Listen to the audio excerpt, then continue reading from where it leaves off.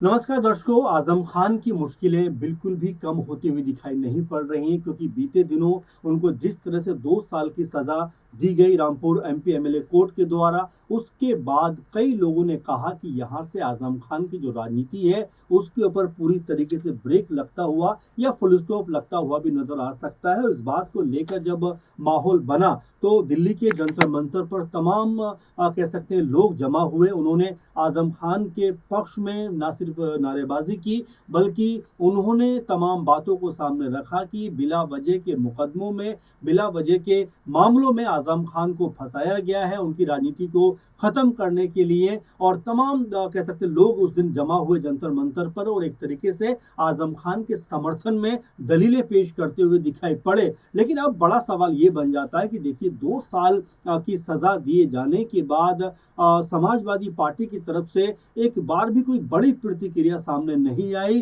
क्या वाकई में आजम खान को लेकर अब समाजवादी पार्टी का जो रवैया है वो थोड़ा ढुलमुल होता हुआ दिखाई पड़ा? हालांकि इसको लेकर पहले भी बातें होती रही है कि समाजवादी पार्टी को जिस ताकत के साथ में आजम खान के पक्ष में खड़ा होना चाहिए था, उस तरह से कह सकते हैं कि समाजवादी पार्टी के नेता, खासकर अखिलेश यादव, शिवपाल यादव या और तमाम बड़े नेता ऐसे खड़े होते हुए नजर नहीं आए। इस बात को लेकर बहुत सारे लोगों ने तंज भी कसा कि भाई आजम खान ने अपनी पूरी जिंदगी, अपना पूरा जीवन कह सकते हैं समाजवादी पार्टी को मजबूत करने में लगा दिया।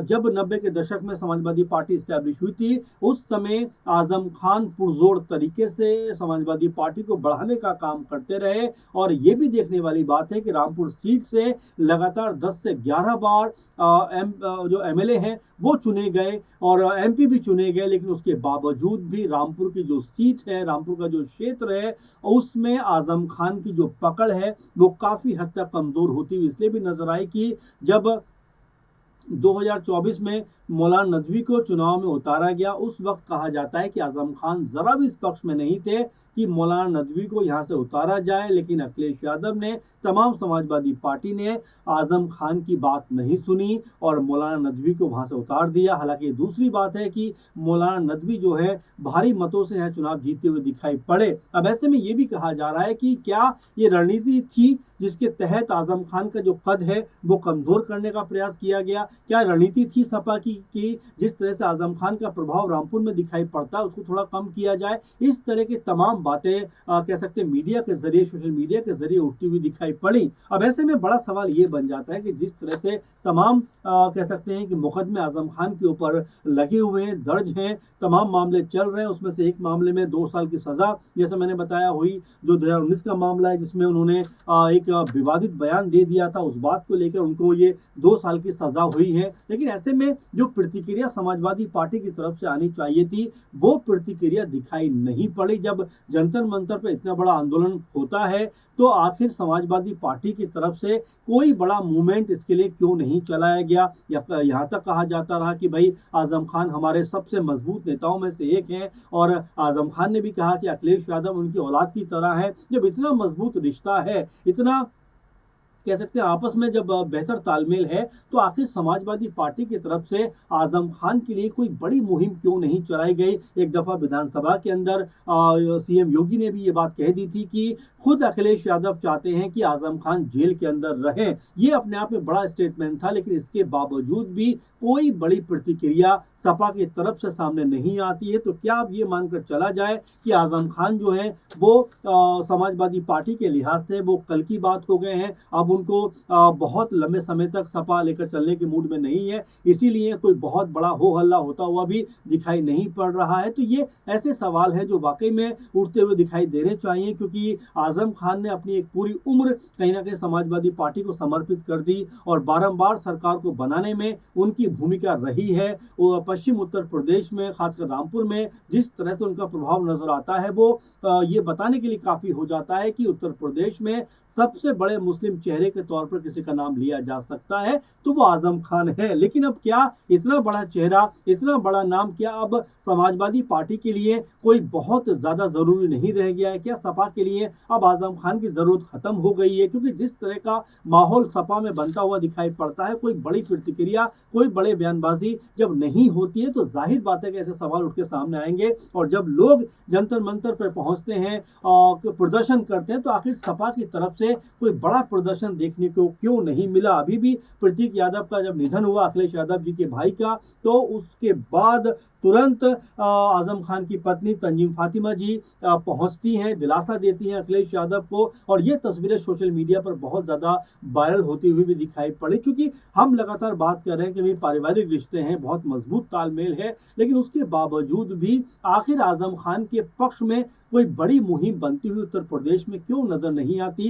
खासकर सपा के एंगल से देखें, क्योंकि जिस तरह से 30-40 साल का साथ रहा आजम खान का सपा के साथ में, तो क्या उसको इस तरह से छोड़ दिया जाएगा? क्या लगातार वो जिस तरह जेल में बंद है, कुछ दिनों के लिए बाहर आए, फिर जेल के अंदर बंद हो गए, और अब यहाँ पर 2 साल की सजा जो है वो 2019 में जो उनका बयान था उसके आधार पर दे दी गई। तो इस तरह की बयानबाजी क्या सिर्फ आजम खान ने की? क्या बाकी नेताओं की जो है इस तरह की बयानबाजी सामने नहीं आई? तो क्या कितनों को सजा हुई? यानी कि एक तरीके से इस पूरे माहौल पे समाजवादी पार्टी चाहती तो एक माहौल बनाती हुई दिखाई पड़ सकती थी, लेकिन उन्होंने आजम खान को ऐसा लगता है कि अकेले छोड़ दिया है। कोई बड़ी बयानबाजी आजम खान को लेकर नहीं हो रही, लेकिन जैसे ही अखिलेश यादव के परिवार में कोई कह सकते हैं ट्रेजेडी होती है तो वहां पर तुरंत तंजीम फातिमा, उनके बेटे अदीब और तमाम लोग पहुंच जाते हैं, मुलाकात करते हुए नजर आते हैं, दिलासा देते हुए नजर आते हैं। तो क्या इस तरह से आजम खान को लेकर क्या सपा की तरफ से कोई बड़ी मुहिम, कोई बड़ा कह सकते हैं मूवमेंट नहीं चलाया जा सकता था ताकि आजम खान के को समर्थन मिल सके, उनको उनका पक्ष मजबूत हो सके? तो तमाम ऐसी बातें हैं जो बिल्कुल कह सकते हैं कि पॉलिटिकल तौर पर रखी जानी चाहिए और रखी भी जा रही हैं, क्योंकि आजम खान कोई छोटा मोटा नाम नहीं है। उत्तर प्रदेश की राजनीति में अपना महत्वपूर्ण और बड़ा कद रखते हैं, लेकिन जिस तरीके से उनको दरकिनार किया गया है, और एक इंटरव्यू में जब जेल से बाहर आए थे तो उनके आंसू छलक पड़े थे। अब वो आंसू छलके, जिस तरह छलके और जिस तरह की बात वो कह गए, वो अपने आप में बहुत मायने रखती है। उन्होंने कहा कि कलेजा या दिल मेरा फटा ही तो नहीं, हम अगर दिल फट गया होता तो हम एक तरफ हो गए होते। यानी कि उनके दिल में अभी भी बहुत ज़्यादा दर्द है, अभी भी बहुत ज़्यादा तड़प है कि किस तरह से उनको इग्नोर किया गया है। और ये बारंबार बात निकलकर सामने आती है कि भाई अखिलेश यादव छोटे छोटे बातों पर जब प्रेस कॉन्फ्रेंस करते हैं, छोटे छोटे मुद्दों पर जब मीडिया के सामने आते हैं, तो आखिर आजम खान को लेकर कोई बड़ी मुहिम क्यों नहीं चलाते? अब तो 2027 की बात करें, चुनाव 27 में होने वाले हैं, तो ऐसे में क्या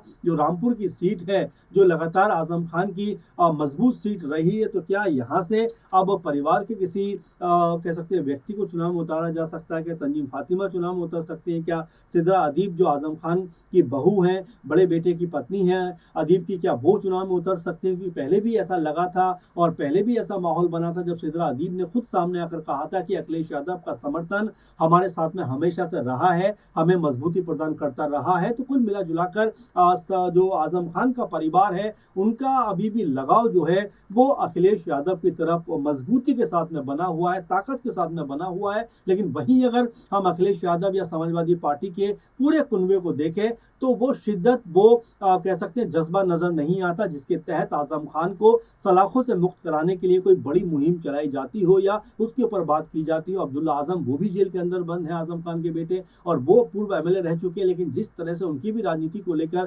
तमाम सारे अब अड़चने सामने आ रही हैं, चूंकि जेल के अंदर बंद है, तो ऐसे में आजम परिवार के ऊपर जो मुश्किलें कुछ सालों पहले शुरू हुई थी वो अभी भी खत्म होने का नाम नहीं ले रही है। लेकिन उसके बावजूद भी उनकी जो पार्टी है, क्योंकि आजम खान चाहते तो किसी भी पार्टी में शामिल हो सकते थे। चंद्रशेखर आजाद लगातार आजम परिवार के संपर्क में रहे, लगातार ये बात कहते रहे कि भाई सड़क से संसद तक हम आजम भाई के लिए लड़ाई लड़ते हुए दिखाई पड़ेंगे। आजाद ने इस तरह की बातों को कहा। वहीं अगर हम एआईएम के जो अध्यक्ष हैं ओवैसी जी की बात करें तो वो भी यही बात कहते हुए दिखाई पड़ते थे। तो यहाँ पर आजम खान के पास कई सारे ऑप्शन थे, लेकिन आजम खान, उनका परिवार अभी भी सपा के अंदर सपा के लिए मजबूती से खड़ा हुआ है। तो ऐसे में अब सपा को भी मजबूती के साथ में आजम खान के बारे में कह सकते हैं एक मुहिम जरूर तैयार करनी चाहिए, उनको लेकर एक माहौल जरूर बनाना चाहिए, क्योंकि जब सपा की तरफ से माहौल बनेगा तो हो सकता है कि आजम खान को कई मामलों में राहत मिलती हुई दिखाई पड़े। चूंकि आजम खान की उम्र 70 के आसपास है, तो ऐसे में आप समझ सकते हैं उस उम्र में जाने के बाद इस तरह की चीज़ों का सामना करना अपने आप में बहुत ज़्यादा परेशानी का सबब बनता हुआ दिखाई पड़ता है। तो क्या अखिलेश यादव या समाजवादी पार्टी कोई बड़ी मुहिम चलाती हुई दिखाई पड़ेगी, या जिस तरह का माहौल इस समय दिखाई पड़ता है कि आजम खान को दरकिनार कर दिया गया है, इग्नोर कर दिया गया है, कोई चर्चा का विषय नहीं बन रहा है। तो ऐसे में दोनों ही चीज़ें अपने आप में कहीं ना कहीं देखने लायक होने वाली है कि क्या आने वाले दिनों में अखिलेश यादव की तरफ से कोई बड़ी मुहिम चलाई जाएगी, और क्या पॉलिटिकल तौर पर अब आजम परिवार कोई बड़ा स्टैंड लेता हुआ दिखाई पड़ेगा। अब ये देखना दिलचस्प होगा। फिलहाल आपका इस प्रोग्राम को लेकर क्या कहना है? आजम खान जो लगातार जेल के अंदर बंद हैं, जिस तरह तमाम मुकदमे उनके ऊपर लगे हुए, इन तमाम चीज़ों को आप कैसे देखते हैं, कमेंट करके ज़रूर बताइए। फिलहाल के प्रोग्राम में इतना ही, आपसे फिर दोबारा मुलाकात होगी। धन्यवाद।